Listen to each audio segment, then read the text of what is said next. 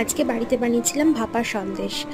তো প্রথমেই দুধটাকে ফোটানোর পর ক্যালসিয়াম ল্যাকটেট পাউডার দিয়ে কেটে নিয়েছিলাম। অনেকে ভিনিগার, লেবুর রস বা ছানা কাটার জল দিয়েও ছানাটা কাটে। তো তারপর একটু জল ঝরানোর জন্য ওপর থেকে একটু বাটিতে জল দিয়ে রেখে দিয়েছিলাম।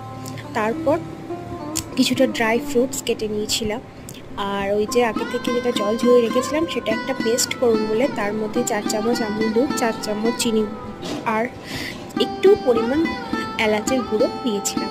তারপর মিক্সিং জারে ওটা ঘুরিয়ে নেওয়ার পর একটা অ্যালুমিনিয়ামের বাটির মধ্যে ওটাকে একটু বাটার দিয়ে ভালো করে চারিদিকটা বুলিয়ে নেওয়ার পর একটা ঘরের এমনি সাদা কাগজ দিয়েছিলাম, যাদের বাটার পেপার থাকে তারা বাটার পেপার দেয়। তারপর মিশ্রণটা ঢেলে নিয়ে ওপর থেকে একটু সাজিয়ে নিয়েছিলাম। তারপর 25 থেকে 30 মিনিট মতন ওই প্রেশার কুকারের মধ্যে একটু জল দিয়ে সেদ্ধর মতন, যেটা আমরা কেকের ক্ষেত্রে করি সেরকম করে নিয়েছিলাম।